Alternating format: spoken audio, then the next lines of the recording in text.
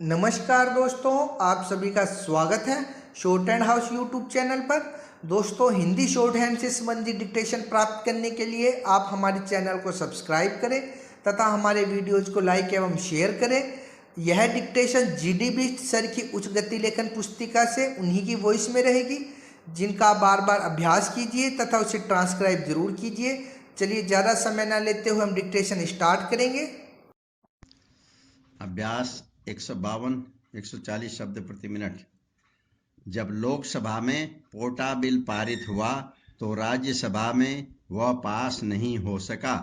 उसके बाद संसद का संयुक्त अधिवेशन बुलाकर पोटा बिल पास कराया गया। मैं इस बात को इसलिए दोहरा रहा हूं क्योंकि जब गृह मंत्री जी बयान देते हैं कि हर हमले में पाकिस्तान का हाथ है, पाकिस्तान अधिकृत कश्मीर में आतंकवादियों को प्रशिक्षण दिया जाता है, तो उसका मुकाबला करने के लिए पोटा जैसा कानून आवश्यक है। हाल ही में कश्मीर इलाके में भूकंप आया। पाकिस्तान अधिकृत कश्मीर में 30,000 से ज़्यादा लोग मारे गए। उस समय सबसे पहले हमारी सेना ने पाकिस्तान से यह इजाज़त मांगी कि हम आपका सहयोग करना चाहते हैं, हम जीवितों को बचाना चाहते हैं और लाशों को ढोना चाहते हैं, आप हमें यहाँ आने दें। लेकिन मुशर्रफ साहब ने हमारे हेलीकॉप्टर को वहाँ उतरने की इजाज़त नहीं दी।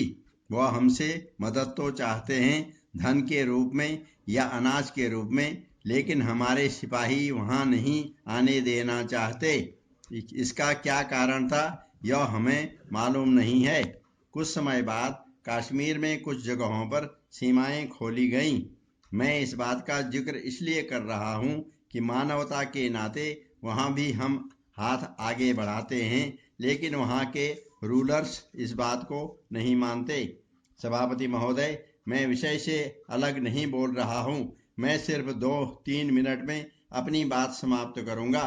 मैं निवेदन करना चाहता हूं कि सरकार को कड़ा रुख अपनाने की मानसिकता बनानी चाहिए। उसके लिए कड़े कानून की आवश्यकता है। इन्हें हम आगे बर्दाश्त नहीं करेंगे। हम लड़ाई नहीं चाहते, आक्रमण नहीं करेंगे, लेकिन एक कानून तो बनाया जा सकता है। जो ऐसा पोटा कानून था उसे आपने समाप्त कर दिया। पोटा किसके खिलाफ था? जब हमारी संसद पर हमला हुआ उसके बाद बहस हुई, तब भी मैंने यह कहा था कि जो 5 पाकिस्तानी आतंकवादी मारे गए हैं वे हमारी संसद में कैसे जरिए हुआ। ये कोई हवा से नहीं टपके, ये हमारी धरती से ही दिल्ली पहुंचे, किसी के मकान में रहे और वर्षों तक रहे। किन लोगों ने इन्हें पनाह दी?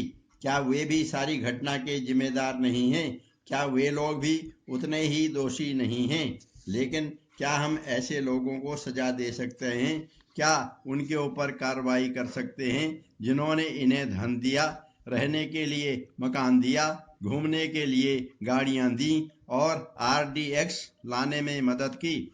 मदद करने वाले सारे भारतीय थे। पाकिस्तान के तो केवल 5 ही लोग थे, बाकी मदद करने वाले सारे भारतीय थे। मैं पूछना चाहता हूं कि क्या कार्रवाई आप उनके ऊपर कर रहे हैं? उनके मन में आपका क्या डर है? मुंबई में बम विस्फोट हुआ, लेकिन विस्फोट करने वालों के खिलाफ कुछ नहीं हुआ। हिंदुस्तान की सरकार का उनको बिल्कुल भी डर नहीं है। मैं कहना चाहता हूं कि उनके मन में सरकार का डर होना चाहिए, लेकिन डर तभी होता है जब कानून सख्त होता है। आप दुबई में चोरी नहीं कर सकते हैं क्योंकि डर है कि चोरी करने पर हाथ काट दिए जाएंगे। दुबई में महिला की तरफ बुरी नज़र से नहीं देख सकते हैं क्योंकि सबके सामने गोली मार दी जाएगी। वहां पर सरकार का डर है, कानून का डर है, लेकिन वह हिम्मत भी हमारी सरकार में नहीं है। एक सरकार सख्ती बरतती है, दूसरी सरकार उस सख्ती को खत्म कर देती है। अगर सरकार का डर नहीं होगा तो आतंकवादी हमसे क्यों डरेंगे?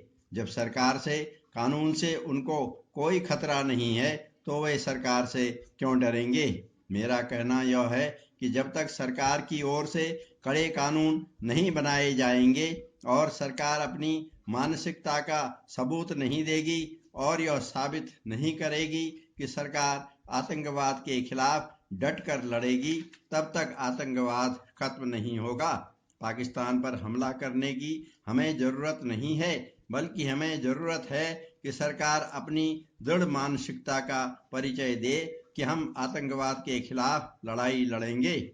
सभापति जी, आज नियम 193 के तहत गंभीर एवं संवेदनशील विषय पर इस सदन में बहस हो रही है। गृह राज्य मंत्री जी ने सभा पटल पर जो बयान प्रस्तुत किया है उसको पढ़ने का मुझे मौका मिला। एकदम परफेक्ट स्पीड।